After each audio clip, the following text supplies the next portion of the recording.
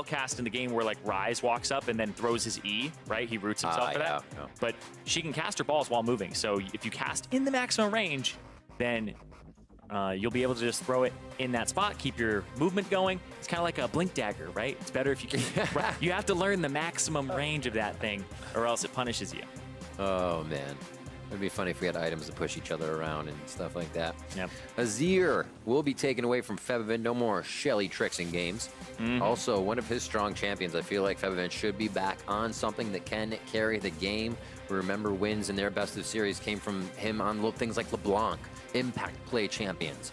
So we'll see what they can get his hands on here on blue side. Kai'Sa Kindred, along with that Akali, Azir. They're keeping it very alphabetical here. Yeah, I'm actually a little bit concerned that there was a Kindred ban. There could be an Aatrox over there. From Clutch as well, though, because Karis?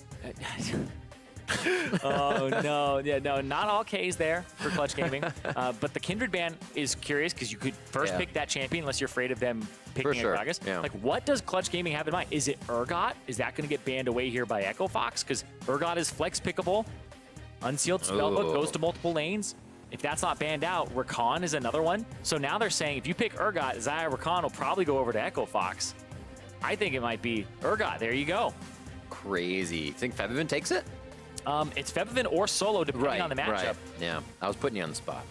Ooh. Wait. What? So the Ashe is taken for Lost here. They banned out what Apollo played, or they took what Apollo played because banned out is the Kai'Sa and the Varus. Xayah Rakan here. So Xayah Rakan, yeah, I was reading my mind, sir. Okay, we'll see what they have. Could have a mid, could have a top. That's flexed for Echo Fox, so they have to consider. Echo Fox has their jungler and an AD. And it looks like Clutch Gaming actually feel like being pinched on AD might be okay. They'll match jungler with Camille. So Lyra actually gets something he can be aggressive on. So I guess the worry is if they go Xayah Rakan, then Ashe will have the Tahm Kench picked next, and that'll protect her from Xayah Rakan. But I still feel like Apollo, and especially Hakuo on those champions, have been quite good. So a little bit unexpected. The Camille is also flex pickable to the jungle and to the top. And then there's the Xayah anyway. It's interesting that the Rakan falls out of that as much as he was like the main portion of it in all of it. I actually thought Thresh could be something that comes in here, having Hakuo play that, and Smoothie, and it's definitely safety for somebody like Ashe that cannot get away from these situations. Ooh. Right now, they may lock in that mid lane, though. Demonte, 5 seconds left to take priority of that last pick in phase 1, and it goes over to Smoothie's Braum at the last moment. Okay, the Braum is actually quite good against the Xayah because you'll block the feather pass through. True. And then you'll be able to stop. You won't make it so that the feathers go through you and then they're behind your teammates, and then the pull back will happen in front of Braum instead of behind him. You can also block her ultimate too. So good usage there. Kind of almost as effective against like a Twitch with the spray and pray. Same type of concept there. And there's the Rakan ban that you would expect from Echo Fox to go out so they don't have the lovers duo in the bottom lane, which is something that I'm very curious as to why Clutch Gaming drafted the Camille there. I don't feel like Camille was a champion that was going to get contested. It was not picked or banned in the last series or last game. So we'll see if it works out for them though, and if the Xayah itself is the champion that will be able to prosper alone. The Chain Warden is imprisoned himself. Unlucky. That is unlucky indeed. Huni, his most played, taken away in that rumble. Yeah, but you don't want to give Hakuo a Thresh, so. No, you don't. And No, you don't. Actually, they take away 2 good ones from Huni there. He has the Mundo up there still, Gnar. Renekton actually has 3 plays in the top lane for Huni. We saw a little bit of that throughout the season. What is it for phase 2? So I feel like, I was going to say, I feel like you go with a standard mage mid here, Cassio or Rise, or Orianna. And if you were going to pick your top, you would go Sion. But we'll see, because they want to know where the Urgot is going. Because Urgot plays both top and mid right now. It's the first time we're seeing it in the NALCS, but if you've been watching the LCK, LPL, or other regions, it's been very prevalent throughout their playoffs because of the fact that you can take Unsealed Spellbook, you can take Ignite in the lane, you can take Exhaust, heal, teleport, cycle through it. Yep. He bullies almost all other laners without having to take Airy or Comet, so he gets kind of this extra firepower from having an extra summoner spell. And he'll win the matchups much like a Jace does, right? And he builds Gargoyle Stoneplate after his Black Cleaver. and he'll be able to use the Gargoyle Stone Plate, which does not reduce the damage of his ultimate, which is just an execute. So somebody below that 25% HP threshold, you just instantly obliterate them while you're tanky. Yep. Fear Beyond Death. One of the ultimates in our game that actually alters the screen you're looking at because it's so terrifying. Oh yeah, the chains just clamping on. And is this a top lane Cassiopeia? It might actually be a top cast. Huni, we know him to play these versatile things, and that's what I said before. Huni's not a guy to kind of shift to the meta. Huni shifts to what would be outside the box even more. And we're going to go ahead and get that Cassiopeia. 20 seconds on the clock is the last moment that teams can switch, so they all have a chance to adjust to each other. Players know this, and it looks like we might just be locked in for our comps. And Huni, playing the Cassiopeia, he has played 3 Cassiopeia games in his career, and I'm pretty sure a lot of North Americans will remember one of those games in particular, the top lane Cassiopeia up against TSM. People said Huni tilted them because it countered the Gnar pick, and they were tilted for that entire tournament afterwards. We'll see what he's able to do here, back with his carry pants on, not on the Ornn, looking to take it to solo in the top lane on that Urgot. Oh, the carry pants for this is so interesting, though. The playstyle, you think of Huni as dive in, dive out, not slither around and deal damage. I think slither in, stay in. That's kind of Huni's MO there. If he belonged to a house in Harry Potter, he'd be slither in, because that's what he's going to be doing this game. Gosh. Man, like, I'm so excited. I need a 5-minute break. Because he's the guy who comes up with those counter picks top lane. I remember Man. talking to him back when it was Quinn top lane, and he was like, oh yeah, just play Annie into it. I was like, play Annie into it? He's like, he experiments with everything. He's like, oh, Renekton counters Aatrox top. He'll try everything, and when he finds success with it, he's going to stick with it until somebody proves him wrong. I love that, because that mentality almost doesn't even take into consideration everything else on the map. You're just like, oh, this is good into it.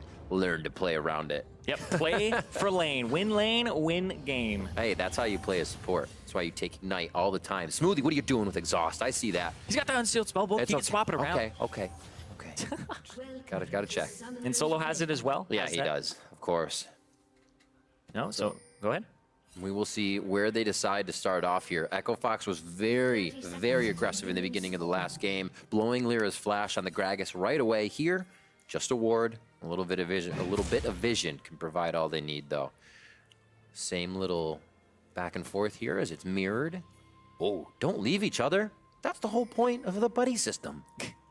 Oh, but Huni didn't actually know. He would have actually taken a bit more damage as he stayed in the fight. So the ward going down could have given CG an upper hand. Wait, Lyra says hook shot first. Thank you. Is anybody going to dedicate a flash? Well, I mean, does he have enough mana to actually kill him? Ooh. I think he's dead. No. Oh, he gets purged. Oh, it doesn't matter. He takes W first and still goes down. Huni, first blood, 2 games in a row. I think he got him with the corrupting potion there. Just the final tick of it hits him down with a little auto. Yeah, this is an auto attack. A little snake right there. So Lyra's forced to take hook shot to start. Solo takes purge, W to start in the top side. Another interesting start, and I'd say great for Echo Fox in those terms. Let's see it all over again. Yeah, he just starts going, okay, Solo is the target immediately. He doesn't waste any mana on Lyra. He's like, he can get over walls. Stays in front of him. Looks like he gets hooked up there. The axe, the undertow from Dardoch, doing some work there to slow him. Another one, and then flash E, and there's the little snake. Snake in his knee. Smile. You know that it's like, yes, this is going our way immediately. It's got to feel good to have Huni back, because throughout the entire season, this was on record Huni's worst regular season to date and his worst playoff finish to date. Because this guy was known for smashing the regular season and then having kind of subpar playoffs. Then he went to Korea. They won. He ended up playing in the World Finals. And then it was like, is this a new Huni coming out? Had another great regular season. And then this was his worst one, his worst split that he has ever had. And now he started off this series on the right foot, and it's looking like Huni of old. And look how much pressure he draws already. Flash down for Lyra as they go for the extended hook shot to get into that, hoping the red buff would proc Huni enough into the gank and be successful. It'll just be a scuttle to the top side. Vision is all there for Clutch Gaming. So, I'm sorry, not for Clutch. Those are Echo Fox's wards, so they're going to need to get a little bit on the top side of that map. And that means they have vision of Lyra. Dardoch can make some informed choices now. Yep, and Dardoch definitely ahead in the experience game, and he's going to get that Scuttle Crab on the bottom side, restore a lot of his mana, but hold on, Lyra's actually checking him right now. If Lyra gets it, Lyra got it. Ooh, cheeky play by Lyra. Smite it in, 1-2 chains. They're going to try to knock Dardoch out of his jungle just for a little bit longer here. Probably not a full kill to come down if Lyra had that flash from the other side. They're still going hard. Ignite goes down with the autos as they think Lyra can get a burn down as well, but that is going to be Dardoch staying alive. I'm 100% sure that he just got saved by the fact that he has that nullifying orb rune. It absorbed enough magic damage there that he would have died otherwise. And double taunt from Hakuho. Power fights. Hakuho getting a nice taunt in is lost in smoothie. Look for a little space here. Lyra in once again with hook shot, and man, is he hungry to get back a kill from the start of this game. They picked up that Camille very early on, and we were saying maybe that should have been a Zaya Rakan, but they say, well, he's gotten multiple flashes across the map. Look at this Huni actually catching it. Solo No getting mana, himself stuck. Disdain throws back Huni as he gets himself in a better position. Solo now on the way out, and it doesn't look like the door is going to hit him. Dardoch, one more undertow, does get it to connect. He has no help, and yeah, Solo's flash is down, and he will also fall. Huni, actually, Dardoch picks that one up as they both have a kill and assist now. And that was really close. Solo, if he was able to actually reach Huni or deal any damage to him after that point, he might have been able to actually get one kill, maybe two, because he had no mana. Huni has nothing in the tank right here. Solo was just kind of contesting, and Huni's out. He's got nothing left, right? So Solo throws him around, doesn't get enough of the shotgun knees off, and now Dardoch is chasing him down, gets the slow onto him, but then not able to return enough damage here onto Dardoch or Huni to actually kill either of them, but get both of them very low. If only his knees were a little stronger. I got some weak knees, man. That hits home.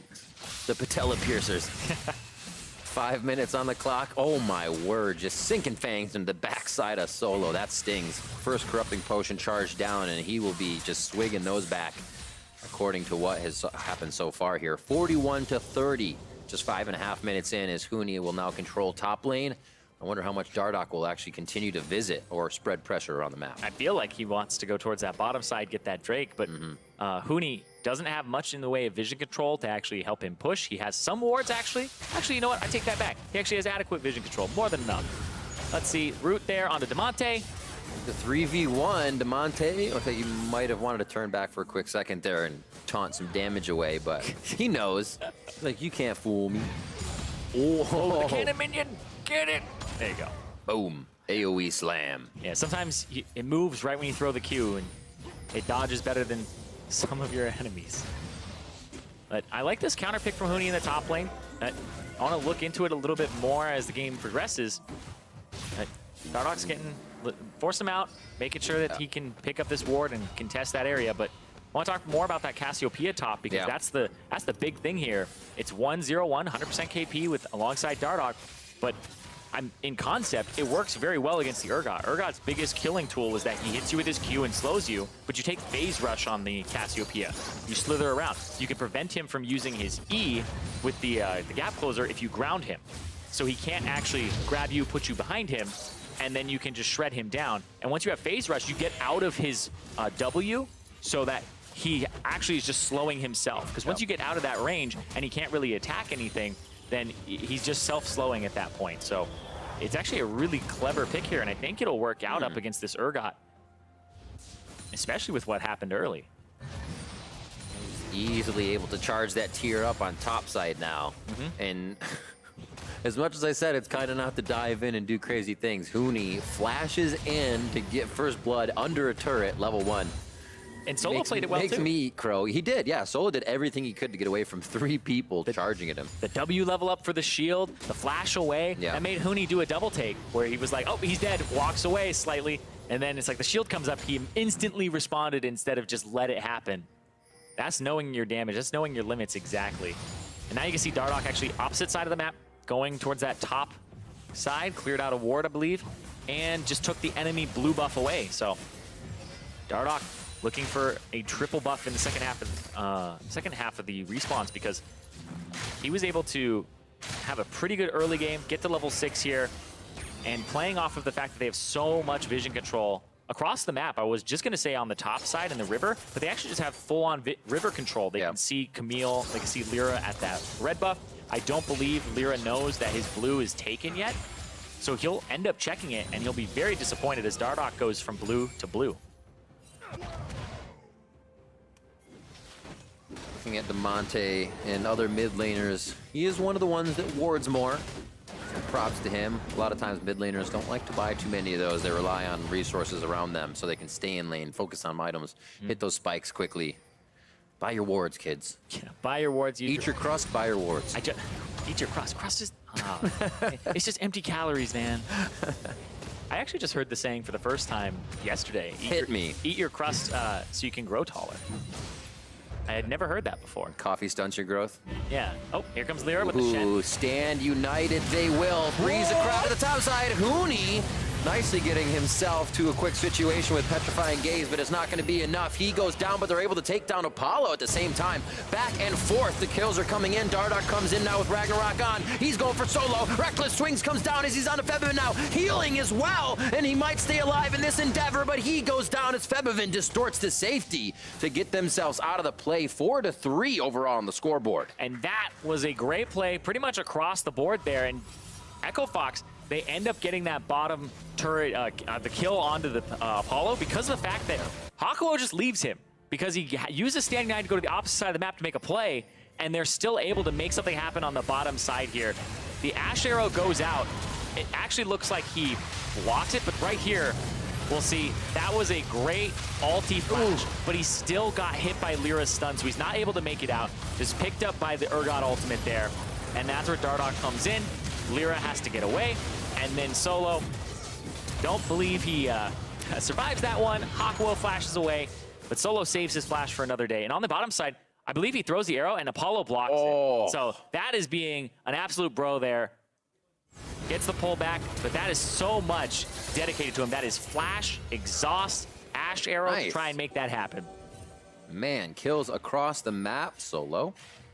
He's just kind of sitting in the spot where you'd get a good idea of what's coming around the corner, but have safety and movement. So a quick cleanup under the turret here as Huni plays Janitor.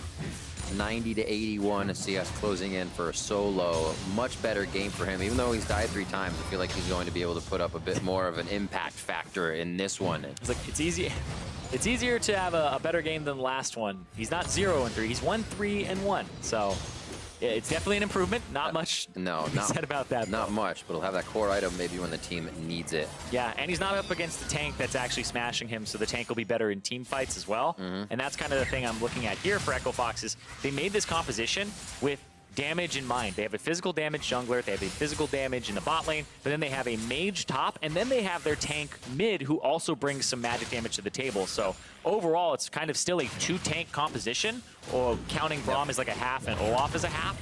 So it would work out, and with a lot of sustained damage that's both magic and physical.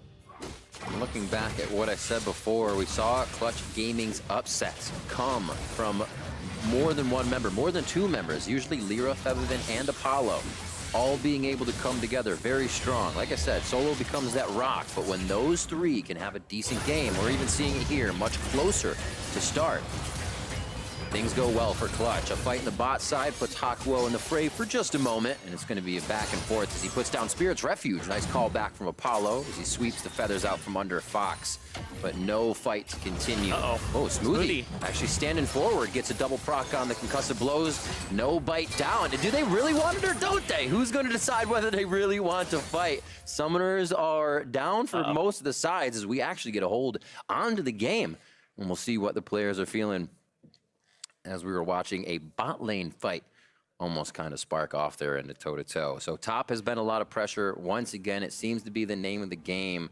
We as I said, we wondered if Huni would come back from being sick, if he would be in form, and the team's up there to give him the resources. Yeah, and from what I'm seeing, pretty much everybody in the game just said, did you just have lag? So that explains that moment there. The little bloop. Yeah, it looked like Apollo, like that ultimate should have been a little bit earlier, and the pullback should have been available.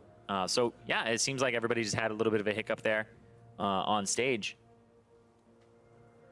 which definitely affects those moments where people are in engagements. So For sure. Get that test. The moment you want to go. Oh, really? The moment I wanted to. No, I'm just kidding. But looking at, as I was saying before, Clutch Gaming has a much better start to this game. You look at Echo Fox's CSD at 15, plus 21.5 to -3.5 of clutches. So that's a big, big difference that's kind of being closed in this game a little bit for Clutch. They're having a much better start. Still there in favor of Fox, obviously, from what we've seen, but Clutch almost needs to have these good early starts. They can't do with anything being behind in the early part of the game. Yeah, and Clutch Gaming, they're still down, though, 1.1K gold. The kills are 3 to 4, and there hasn't been even been a turret. This 1,000 gold is coming from some of that first blood, some of the assists that they have a little bit more of, and also the fact that they've been able to get some of those objectives, like the Rift Herald, but also just CS across the board. Huni is up, Dardoch is up, Demonte is up, Lost is up. Everybody on the team, save for support, because I'm not going to count them. Hey, if man. you're taking CS, then you're a bad teammate, unless you have Relic Shield. That's the only time. Just saying. But the people who should be getting CS, they're all ahead slightly across the board, which adds up a lot. Looking on the mini-map right now, as we see the players, but there's good vision for Echo Fox all the way down to red side of what Clutch Gaming has on that bottom side of the map, but not too much towards that top side. They're kind of just leaving Huni and whoever goes up there for the moment. So we might see Dardoch start to focus a little bit more towards this bottom, maybe start to up that Drake percentage we talked about being around 58%, the second highest Drake percentage in the league going to Echo Fox. So maybe they'll focus there. Yeah, because Dardoch likes to take those Drakes as soon as there's an opportunity. Somebody goes, kills Huni, then he's going to go pivot, go to the Drake, or if he's on that side of the map, counter gank and make a 2-on-2 happen. So we'll see what they end up doing in this game, because that Cassiopeia, I feel like you need to get it off the ground. You need to get it in the air. You need to get it flying. Yeah. Well, they do have what looks like, or his jungle can be cleared on the bot side as he just took away top. So maybe we will see Dardoch doing that. Right now, we're going to go ahead and throw it over to the State Farm analyst desk to get a little discussion on the game. Thank you very much, gentlemen. While the refs and league officials take a couple moments to investigate the issue on stage, we get to break down the game about 12 minutes in. This one much more competitive than the last, at least in the fact that Clutch Gaming has found a couple kills around the map. And so I kind of want to identify what it is that's going differently this time around than in that first game. I think the first thing that stands out is just with this draft, how much more control and agency that they kind of have under their own hands. Like, you have Camille, which has made a lot of attempts, not all of them working out or connecting. LeBlanc has been able to roam the Urgot. So yeah, not all of them. Not any of them. Hey, flashes have been blown. Yeah. So Kills have been picked up. They have better tools in the early game to contest Echo Fox, and you see that they are still able to find kills because of that. Right. I do think that I like what Clutch is doing. I think it's kind of what we were talking about in the previous segment about just trying something new. And it does look like their draft is pretty much just a player on topside draft, because you got Shen support. That's almost always indicative of wanting to play top. Then they've got Camille, who, you know, he tried a level 2 gank. He did attempt it. He almost hit the E. He almost hit it. But, I mean, you can tell they're at least trying, right? And then Febi's on LeBlanc, which is a super strong pick right now. Very good playmaker. So I do like to see them switching it up. Yeah, the start was not good, though, at all. No. That's not a good start to playing around top. To playing on top, exactly. So the fact that they pulled it back to this point and it hasn't completely fallen apart is a bit of a good side for Clutch. But, I mean, just watching this, not only does he burn Flash, he also dies, but they get Huni's Flash. So that's why the Camille tried a level 2 Flash gank. That failed. That should have worked, though. It should have worked. I do have to fault him on that one. That was a pretty big mistake. Solo just being pushed up, like doing the enemy's Krugs or whatever he was doing, was a little aggressive. peculiar. But like, I do think that this is not a bad draft to try and beat Echo Fox with, where it's a lot of playing around topside. Huni plays a pretty volatile matchup where if things start going south, you can start diving that Cassio over and over. And they did turn one. I was going to say, that was the not so great on the top side for Clutch Gaming. We do have to recognize what did work well for them, bringing Lyra up, bringing Febivin up, pulling off the dive onto Huni, while on the bot side, Apollo was able to pick up a kill in a 1v2 under turret. And so, again, salvaging a lot of gold in that fashion, still behind a bit in the game, but much closer than it was last time, as we talked about, you know, a near 5K gold lead so early on in the game. Going off what you said, I have to give Apollo a lot of props for that play he made there, because that's one of the plays that does not feel good to make, and it doesn't make you look good. But I gotta point it out, because what happened there is the Shen ult was going off to make the topside play, and Ashe had a clear line of sight to stop the Shen from ulting, and Apollo probably knew he would die if he took the arrow, but they needed the Shen ult. Because if the Shen ult didn't go off, they probably all would have died topside. So Apollo basically like had to sacrifice himself by walking into the Ashe arrow, and he played it really well. He was able to pick up a cross kill, and so I think that's a really good example of a player just being put in a hard situation, but making the team play, like sacrificing for the team, and overall it was still very good. And I think that this is probably a better way to beat Echo Fox than trying to like attack the bot lane or something, where like we'll let Huni run wild on top side and we'll run wild on bot side. I don't think that's actually the best way to do it. I think you get these kind of volatile Lucian Maokai things from when they failed in playoffs way back. I think if you put Huni in positions to fail and then actually force that to happen, that's a better way of beating like these kind of Huni-led teams. I have an update on the situation at hand. Clutch Gaming has been offered a chrono break as Apollo experienced lag, which caused him to walk into the enemy team and therefore had to use his ultimate to return to safety, as that is a substantial spell. The chrono break rather has been offered and accepted. I will receive word on where exactly we're going in the game. I do want to toss it back over to you guys to continue the discussion. Hopefully it's not all the way back. Way back to level 1. That's why I had to flash too, guys. Same thing happened to me. I just I couldn't back up. I do think it's interesting, though, that, Kobe had talked about maybe the importance of the bot lane for success in Clutch Gaming, but a lot of the focus in play has been around the top side for both teams. For Echo Fox on one side, this is a replay of what happened. We'll probably see it here. Yes, walking in and then having to use that to bounce back out. Yeah, I don't think you want to run melee range on Braum, so I believe there was a little something funky going on. It's tricky, though. Like, sometimes, I mean, I trust League Ops' call, but, like, if that was me playing Xayah, I probably would have just clicked in front of the person instead of clicking the champ, because I don't use attack move, which wouldn't have worked that well. Doubles doesn't use attack move either. Are you criticizing the player then? I'm criticizing me. Oh, okay, I thought you were saying I wouldn't have done that. So in a hypothetical scenario, which has no bearing on the situation at hand, Jat has an opinion, is basically what just happened. Yeah, like if that happened to me, I wouldn't immediately think I lagged. I would have think I would have misclicked. Oh, but for like a pro player who has more accuracy, they're going to think it's lag, and then they're going to be able to prove it. Gotcha. Well, we are awarding the chrono break. It will go back to 11:55, so not too long in game time. We'll toss it back in just a moment. But again, as we talk about the development of this series in game, game 1, Echo Fox throws a lot of attention top. I think it's interesting that Clutch's response was to match it in game 2 or even over-index into pressure in the top side. Well, if you remember that TSM series, that was kind of the miracle series for them. They actually lost that first game before ripping off 3 in a row back then as well. And so I think this could actually be a huge momentum game if they're able to kind of have a bad start, which I think also happened in that second game against TSM as well. They had a horrendous start, bounced back, won that game, and then rode that momentum all the way through the rest of the series. It'd be pretty amazing if that was what happened again here, because it does feel like they're not out of the game and only 1,000 gold down making plays.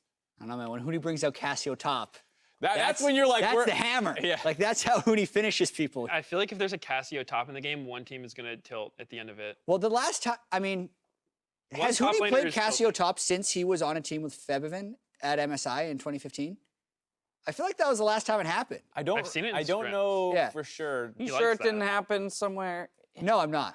In the I was going to say, I feel like somewhere in the Immortals years. For the sake of the story, let's say the last time he broke out Cassio was in them. And you got to be careful what you do with that, because not only you're trying to unlock old 2015 Huni, you might accidentally unlock 2015 Febiven, who, remember, as I mentioned, solo killed Faker. He solo killed Faker. Febiven hasn't had a solo kill all summer. Maybe you're trying to get back there. If there's ever an accolade to have, it's that you solo killed Faker, not that you went to the semifinals of the World Championship, which Irene did mention I won a solo game against Faker. Oh, did you? Yeah. Oh, that's pretty sweet. Which ping, though? 60. Yeah, so there you go. He just wasn't used. All right. It doesn't mean anything. We're going to head to a quick commercial break as we give the players and teams a little bit more time to set up on stage and actually put that chrono break into effect. But we'll be right back to continue this second game of our Best of 5 series in just a bit. We'll see you soon.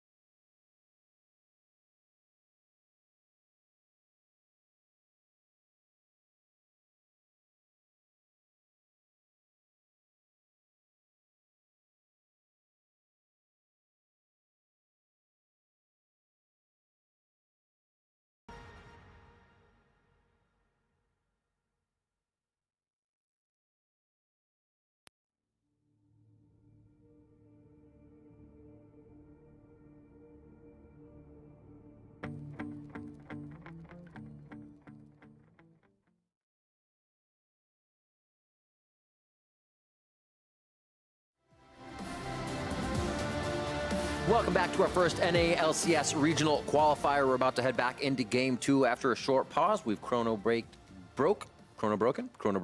back to about 14 seconds to 11:55. We were at 12:09 during the pause, so not too much. And we are going to get back onto the Rift so these players can leave it all on the Rift. Yep, and as you can see, Apollo not walking into the team this time, pretty much exactly the same events, and there they go. Yeah. Now, can they replicate the same fight? No, I'm just kidding. But you cast Q here. So they will keep their distance as much as possible here. The minions start to reset in the lane, and we are back into game. 4-3, if you remember, on the scoreboard with that 1,000 gold lead here for Echo Fox, with a lot of that love towards the top side, and it seems like that won't stop anytime soon. Yep. Lyra here, stand united once again. A little bit of rinse and repeat for Clutch Gaming. We've seen this before. Huni to the other side. Now Spirit's Refuge is out there for Hakua's damage, but they still take down Huni, and that's a kill for Febivin. 2-0 now. Definitely made him work for it, though. Used the ultimate. Oh, yeah. Made sure that, we couldn't close the gap entirely.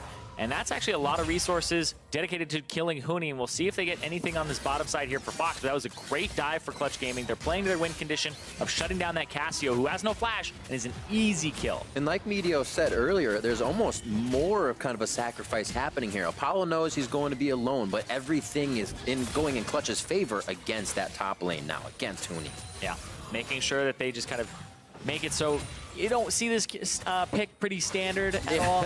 And there's a reason why. It's easily punished with CC, and the Shen going to the top side. Hakuo, he's pretty much on cooldown going over and over again. Yeah, from what we thought we would see on Huni, they have filed down his fangs quite quickly. You can see Solo talking to one of the refs on your screen here as we get a quick pause back into the game. And nothing really going on that bot lane as Summoners come back up. I think everybody in general the first time wanted to stay safe, but we're still waiting on core items as we come up on 15 minutes. I think our next backs will give us that. We might see a little bit more of that fighting for Echo Fox's high dragon percentage, or Clutch even trying to get another Drake for themselves early in the game. Yep, and he disconnected, probably reconnecting here. I would assume it's something to do with when the chrono break happens, sometimes spells look a little different. And it's not always just 100% right off the bat. I think we saw it before back when we chrono broke Gragas very early on, and then it was like somebody's Nidalee or Gragas spells were locked for a bit. But anyway, yep, reconnects, and we'll see if he's all good to go here. But his lane, he's now 1-3-2. He's at that 1 KDA now, and still 1,300 gold behind after that kill comes out. So the kill didn't actually give them an advantage at all here in terms of money. It just made the Cassiopeia not be somebody who receives any of that gold. And it looks like everybody's just saying that they're ready. And we're going to have an unpause here in just a second as Solo back on after the reconnect. See Febivin return to his lane after this kill towards the top side. He's feeling pretty good. Full corrupting potion, starting to stack that seal as well. Yeah, the 4-stack Dark Seal. We'll see what he's able to do on this LeBlanc. Yeah. Medios was talking about it. Great playmaker. And Jat was talking about it. 0 solo kills for Febivin this split. It's kind of crazy. It is actually very crazy because you always kind of knew him as somebody who liked those assassins, who could play the Azir and the control mages incredibly well on top of it. But it's just been, it's always just kind of goes to show that mid laners really do need help to set things up a lot of the time. And when solo kills happen, they're just that much more special because they shouldn't be happening every single game. Absolutely. Yeah, it'd be a great game, but something would be kind of drastically wrong if solo kills were happening every game. You definitely know where to look, that's for sure. 4-4, as you said, the equalizer in kills didn't exactly equalize that gold, so the economy is still in favor of Echo Fox here. Trying for a cheeky taunt through the wall as Dardoch was on the heels of Febivin in that mid lane. Looks like things kind of slow down for a moment, but there's still pressure hovering on Huni all game long. He can try to be as slippery as possible, but he is getting attention. Yep.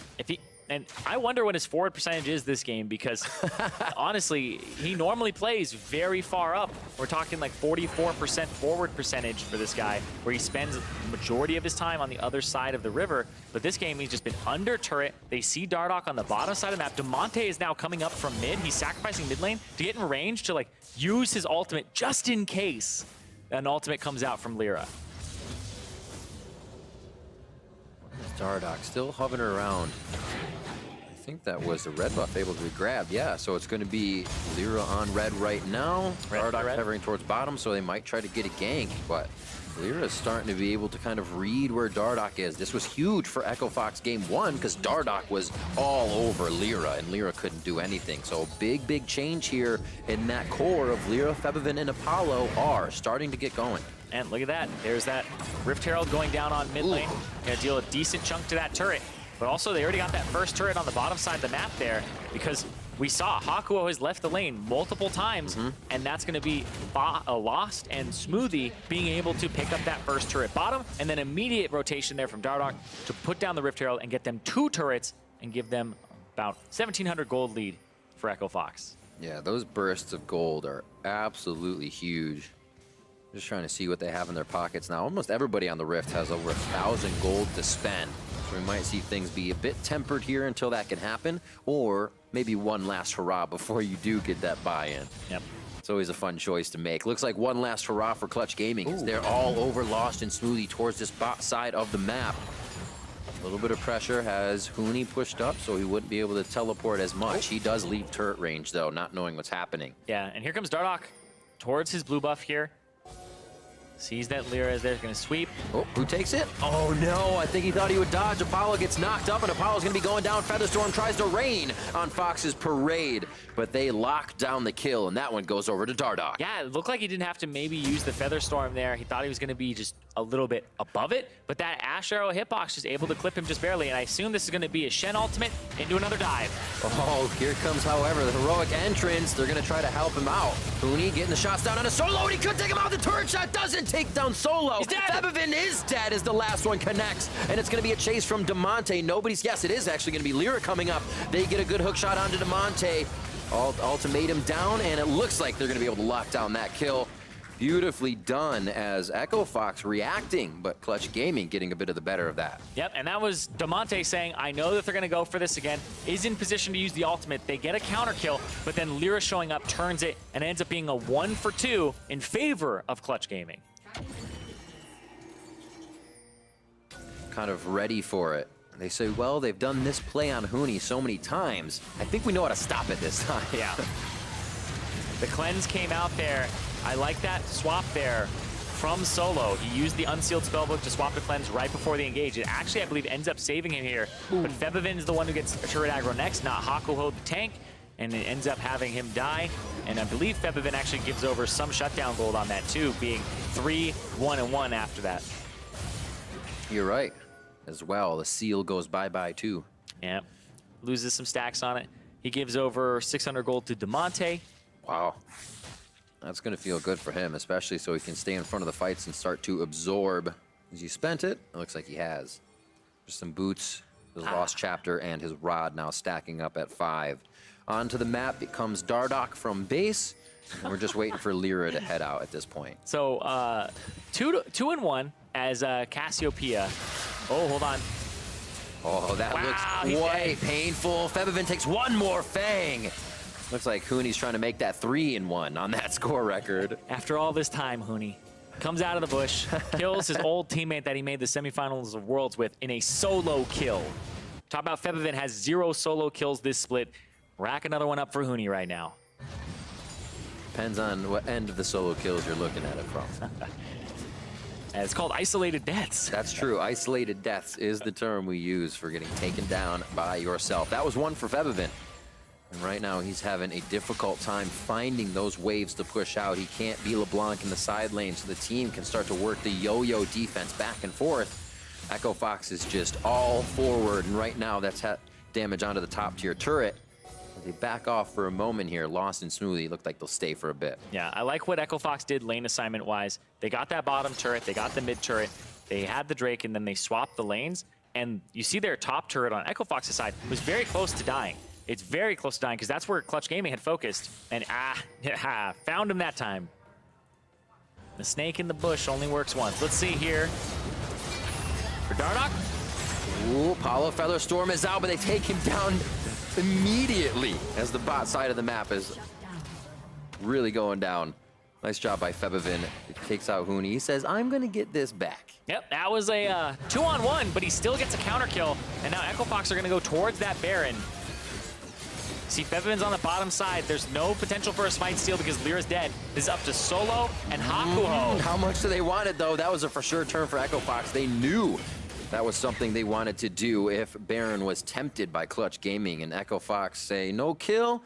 We just kind of wanted to skirt around the death there for a moment. 9-7 is 20 minutes on the clock hit. Why not try to pressure Baron at 20 minutes if you're already this strong? Yeah, and then they're going to rotate and go towards that Ocean Drake and pick that one up for themselves. Right here, Huni, Lyra checked it, turn with the ward in the bush, and then just unloads damage on him, gets the solo kill onto Lyra. That's 2 solo kills for Huni in this game right off the bat there. That's one of those fights where you're like, no, I didn't need help. He was just there. 1v1 me, man. Yeah, those are the ones where you get a little salty, but at the same time, Feels good. Gotta feels get it back. great when you're able to pull multiple people towards your lane. And you can see now he has the Zhonya's Hourglass, something that a lot of Cassiopeias actually forego in their build early, especially. But because he was up against Solo and he's going to get ganked by Lyra, it's a lot of physical damage that'll come his way. So I actually really like this item build path from him. It makes him very tanky. You can see he's got some more HP on the way.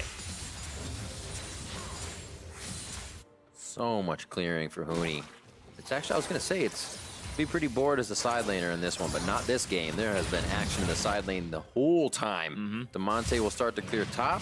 And it looks like mid may get pushed down here if this wave comes in and no rotation from Apollo comes in. Solo's taking damage from Huni and Dardoch on the bot side of the map, and it looks like he will go down very quick after that fight. Dardoch picks up another one, 4, 1, and 2 on his second play of Olaf this series. Yeah, and he has been doing a lot of work in this series across the board. Dardoch, actually this entire split, when they started talking about, hey, the Huni Dardoch combo in spring, it looked like, yeah, it was definitely a big combo.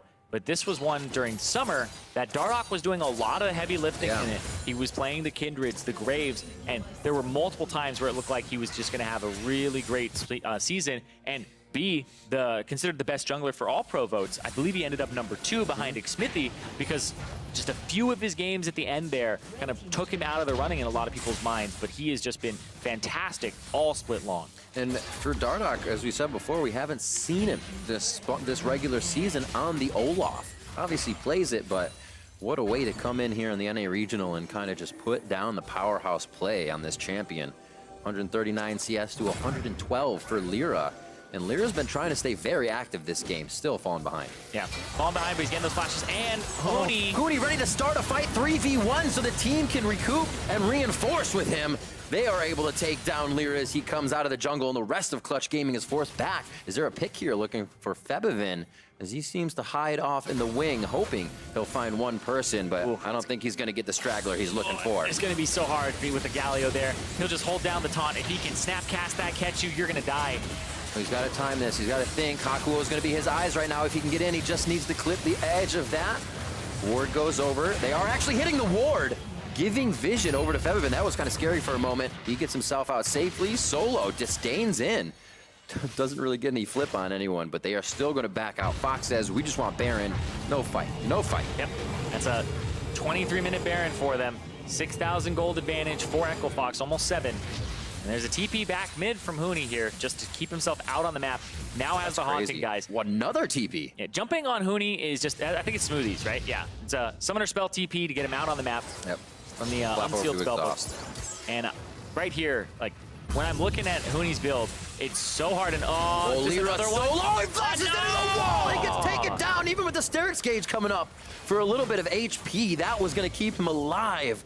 The sun was in his eyes on the escape. That is 3 solo kills for Huni in this game. It's ridiculous. He is absolutely unstoppable in a 1v1 on this Cassiopeia. He has the Archangel staff. He has the Zhonya's Hourglass. He hasn't had to use the Zhonyas at all this game. There's so many hot moments for Huni, but there are low ones. I asked before if people maybe just figured him out, if that's the reason this split, that things weren't coming around for him. But any given Sunday, any given game, Huni just becomes Huni again, and there's nothing you can do about it. That's the kind of player he is. Well, right now, Echo Fox is knocking on the front door of the first inhibitor turret. 12-7 at 25 minutes. That inhibitor turret goes down, and now they are on the inhibitor. Looks like they might look for somewhat of a fight. Lyra getting close. Febiven in for an AoE damage distortion. And it looks like they are out. Bot side might be on the menu, though. Demonte's top, and he can always get a hero's entrance into the fight if they need him.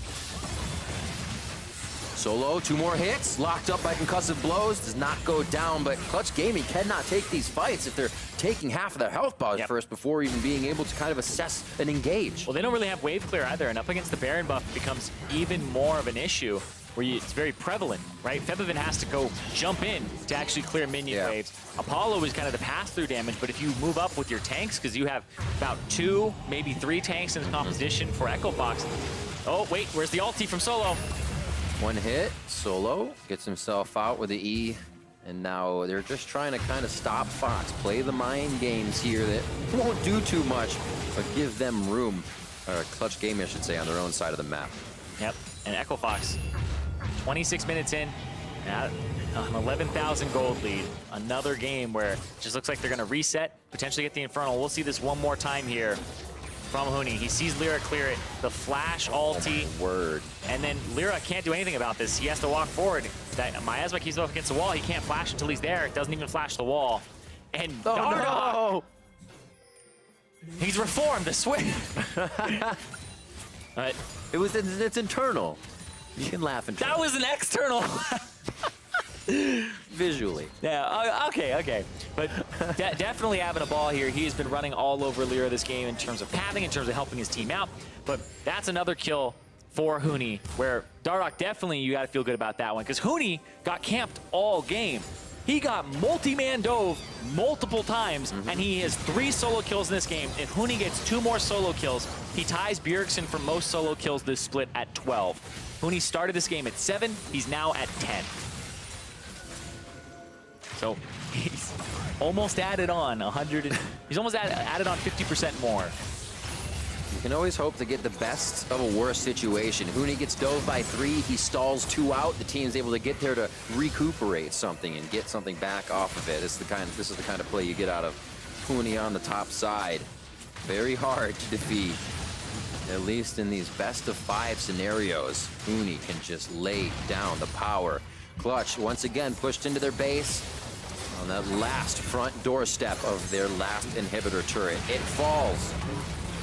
The super minions are going to be pouring in mid and bottom here. Solo over the wall by himself. The team has to help him. Lyra tries to get the hook shot in. They're going to be able to drop down Smoothie right away, but they lose Lyra as Hero's entrance comes in. Lost falls. And now there's not as much damage for Echo Fox to make their way into the base. They've gotten the structures they wanted, minus that last inhibitor. Yeah, they wanted that last that's a turret. And Oh, man. Hell of a super minion. Well played. Yep, ends up going down. The Infernal Drake is up. I think Huni and Dardoch will take care of that. We'll see this one more time. Febiven gets access to the back line here. He goes in, and then Smoothie throws ultimate at the side. Febiven snaps back, keeps his chain on Dardoch for a moment, but then he's able to dodge the CC. And then right here, Lyra goes in. Febiven double distorts onto the back line, kills Lost, snaps back, and the Ignite finishes him off there before Demonte can actually land, and I love that there where he's able to get in, get out, and it's 6-2-1 for Febiven. You look at his scoreline, and then you look at the rest of the team, and you're like, it has been a rough game for him on this LeBlanc here. Finding opportunities, finding openings. Yeah. Has been difficult. And you have to think if anybody else kind of on the map can participate in those, is still alive to get some of those kills, how much better they would be doing. Wow. All the what ifs.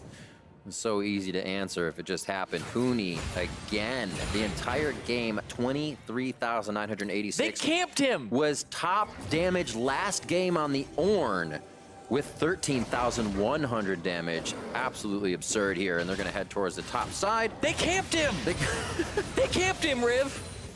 It was recreational. He was having fun. That's so much damage to be dishing out when you just got destroyed in the early part of the game. He was able to get kills on Solo in that level 1, and imagine if that didn't happen, this guy, he would still be in a situation where he's still dishing out a lot of damage. The consistency that he has found with his Cassiopeia now, 2 levels up, able to dish it out. First person to hit level 18 in the game. And you consider there's decently big health bars, but he's not chewing through tanks. He is delivering damage to each and every person on the side of Clutch Gaming. Yeah, and you can see things like the adaptive helm now in for Solo. Yeah.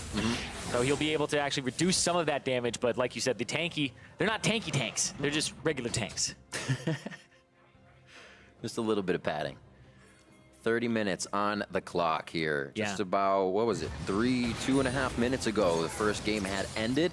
So Clutch Gaming is holding strong in their base. One more inhibitor gives them some more room to play with on the map, but it becomes much scarier the farther they get from their base. Any fight could mean the game is over in favor of Echo Fox here. And 2.5 minutes ago, like you said, the previous game had ended, but 2.5 minutes ago, that's where Echo Fox were pushing for that top inhibitor for the third one. They weren't able to get it. Now, all the inhibitors have respawned. This is where Clutch Gaming have to make some sort of stand here. If they can get the Baron, if they can get some kills. Solo looking at Huni first. 2,600 on to Baron now as Huni's going low. Baron not healing just yet, but nobody's going to keep the focus on. Huni gets out along with Dardoch as the fight between Solo and the rest of the team on the bot side. Or sorry, Apollo on the bot side. Oh, he goes down.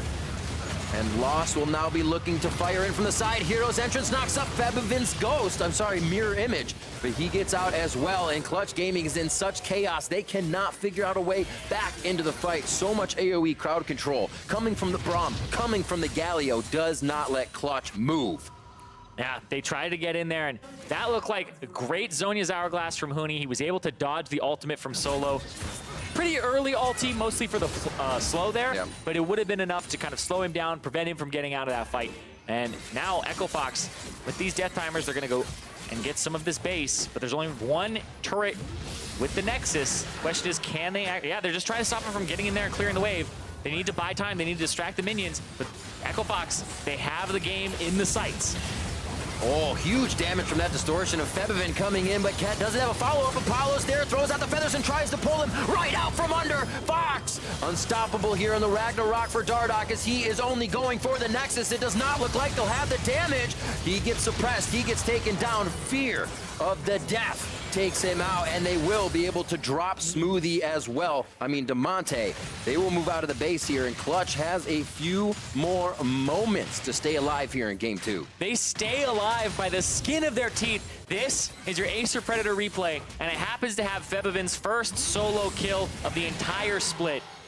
Gets the ultimate out of Huni. That clears Lyra to kind of bait them to the side, and then Febivin leaps in here saying last-ditch effort, flash, distortion, double distort, gets the electrocute, kills Huni, and it's just been back and forth. That was his first solo kill of the entire split there for Febivin. He has had a fantastic game, 7-3-3, this is the scoreline. And now, Clutch Gaming, after defending this, after the ultimate from Solo, they are on the Baron, and they are gonna get the Baron live here. They have just taken it. You can see some that mistake. No mental boom here for Echo Fox, obviously, but a little bit of a whoopsie, which should be able to happen soon here again. We may just see somebody try to get in there and take down that Nexus. Well, they have inhibitors to knock down still, so I think it'll be, without the teleport from Huni, potential for a 4-1 where they go down mid and bottom, or where they go towards top and mid. But right now, Fox are going to have to... This is that crucial breaking point in the game where you go, do we just go ham and try to end the game down mid? Or do we actually need to just go back to the drawing board, reset? It'll take multiple minutes, but their gold advantage is not as much as it was just a moment ago. Great cleanse there from Solo.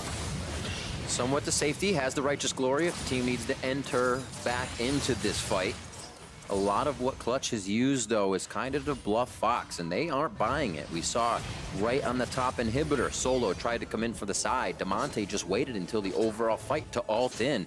They almost are waiting for Clutch to say, engage, and Echo Fox has the upper hand. But they also have the choice to start the fights themselves. A very good position here for Echo Fox, the favored team coming into this first NA regional matchup as Clutch looks to bite back a little bit. Mid-turret will go down in their favor. Disdain from Solo puts him in a very dangerous position as he tries to flip back a member of Echo Fox. And it looks like Ragnarok on from Dardoch. He'll try to get himself right into the fray. Apollo firing feathers back. Feather Storm comes out, and now he's in range for the undertow. Reckless swing coming in from Dardoch. Strikes him down from the heavens. Solo low, but it looks like he'll be able to purge the damage. No, he goes down as well as Huni sinks his fangs, and once again, Echo Fox making their way down mid lane, and this could be the game. Yeah, that's a clean ace there. Definitely the game. 5-0 for Echo Fox. Took them a little bit longer than the last one, but they're going to go up 2-0 in the first game of the regional qualifier. Taking down the Nexus, gotta feel good. Just about 7 minutes more than game number 1, but Echo Fox on course to take this series. Echo Fox came in.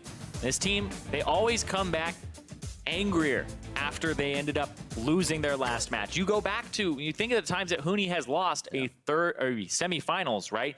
Comes into the third, fourth place match, smashes whoever he's up against, whether it was Clutch, whether you go back to his Immortals days, and it's like, well, we're playing against CLG. It's like, well, let's just smash them really quickly. So they always come back with a vengeance, something to prove. And here, this is the first time they've been on stage since losing to TSM in 5 games. So they definitely want revenge. This is their last ditch effort. This is the last time that they can qualify for Worlds here in 2018 and make it all worthwhile. And this is the kind of Huni we saw at the beginning of summer, where we would say, holy moly, this guy's so versatile. Role swaps. How do you attack a guy like this? Huni himself, when asked by Avali, how long will it take you to play all 5 positions? He said 5 games. I feel like that's the kind of Huni we're getting here again for Echo Fox, and it's showing. Very confident. Game 2 goes the way of Echo Fox, and to hear how it happened, let's throw it back to the analyst desk.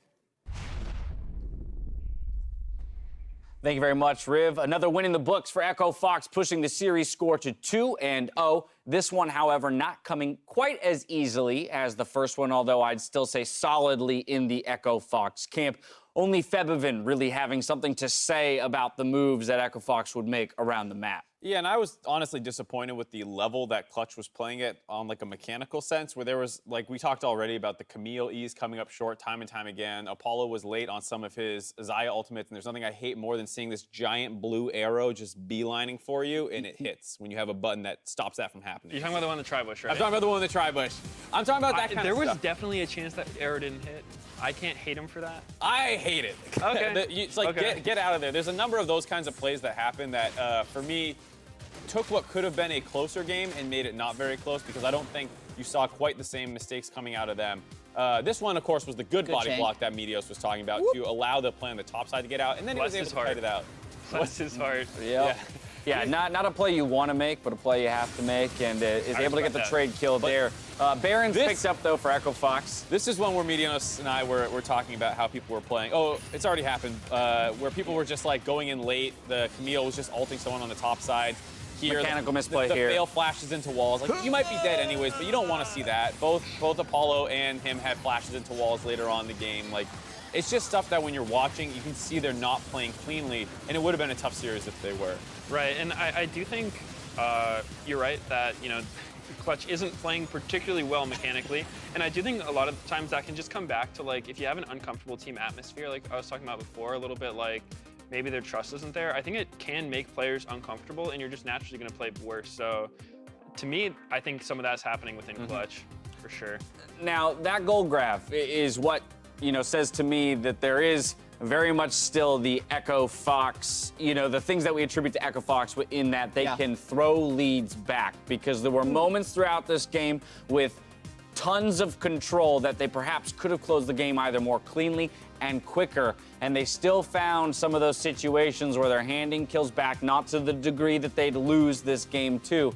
But it gets dangerous, Jat, as we track the success of this team and the idea that they'll be facing a TSM and a Cloud9 to follow. Yeah, I don't think that Echo Fox has turned this massive corner and now they're going to be the dominant team that goes there, but they're doing exactly what they have to do to be clutch. I like the fact that they've pulled out the Cassiopeia top against an Urgot to at least make people think about that matchup now that Urgot is so firmly in the meta. And yes, they had that throw. They've done that about 18 other times this split, so I don't think it's going to worry them too much. I think they're playing pretty well. Yeah, without a doubt. Talk about that Urgot pick a little bit, because it is the first time we're seeing it here in North America, but it has been high priority in other regions for quite some time now. So I just want to maybe identify a little bit of why it's coming in, and then in particular where the Cassiopeia comes from. Well, you go. I personally don't know where Urgot comes from, and I've talked to a lot of people, and everyone kind of has the same opinion. It's like, yeah, Urgot's getting played everywhere. Why? And then everyone's like, because he's getting played, so other people play him. Yeah, he's good. Like everyone's trying to unsealed spellbook on him, and Urgot's been having a lot of success, so definitely a strong champion. But North America has struggled with playing well.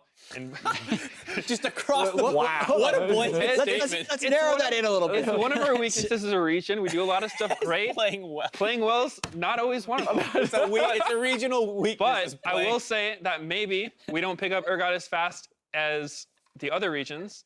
So maybe all the NA players haven't practiced as much Urgot. In our defense, learn how to play champion on 60 ping, and then try playing him on live. What are you- It's bad. To circle back to the Urgot It's a little bad. bit, conventionally there are some strong things. There's always like the flavor of the month juggernaut in a sense that people Yeah. like playing into a lot of other bruisers and tanks that it just does better against. So it's a strong blind in that sense where a lot of things right now are melee tanks in the top side. You don't really see many range matchups. Even Kennons are not that great, maybe a Gnar, but like the Cassio's a counter to that. And Huni, if anyone's going to have something prepared for a melee bully, it'll be Huni with a ranged Cassio. Yeah, my assessment on Urgot is more along the lines of it being a Darius replacement.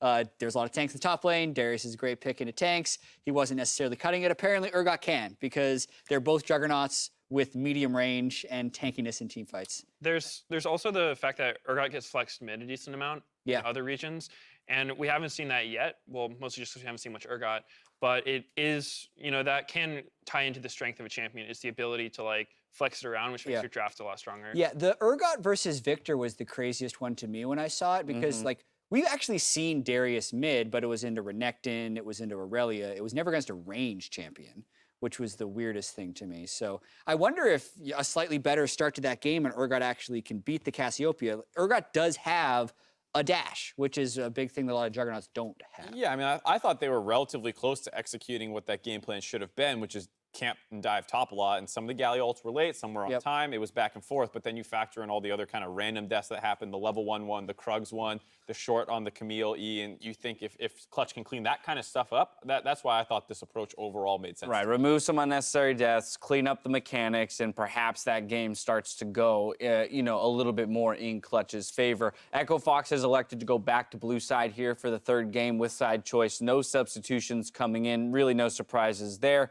I assume for Echo Fox, it's more of the same. Stay aggressive as we expect them to play. And then for the side of Clutch, they gave us a different look, right? We asked to see new champions. They're polling out the Urgot. And so it feels to me that it comes down to now just execution, right? I'm sure there's still another look they could give us and maybe cheese something else out. But ultimately, if you bring in these new picks, you still have to play them to the top tier level. Right, and I like that they brought in new picks. I thought it was a complete 180 from what they did game one, which I like. They play a lot more aggressive, but I just think that Clutch as a team, they don't have that much practice playing around top lane because, when you go up against Echo Fox, I don't think it's a surprise by now that Echo Fox is a top lane focused team. And so you have a couple ways to respond to it. You can either try to match their pressure, which Clutch did, but you could just tell they didn't have as much experience doing it. Echo Fox knows how to do it better because you would see every time that Clutch would make a play on top, they would have to send so many people. And at some point, you're just overcommitting. If you send 4 people, you lose so many minion waves to farm just for 1 kill. You're not even getting a turret, no objectives. That's not really worth it. Kobe's lengthy win conditions said that Clutch Gaming needs to send Lyra to the mid and bot side of the map. Maybe they'll switch things up here in game 3. I would love to see them play around bottom. I feel like Clutch does so well when their bot lane works with Lyra. Solo and Febvin just kind of chill because it doesn't seem like they have that great of coordination with Lyra. So I want to see them play around bot lane, maybe put Hakuho back on Thresh or something because that's what he's done so well with in the past.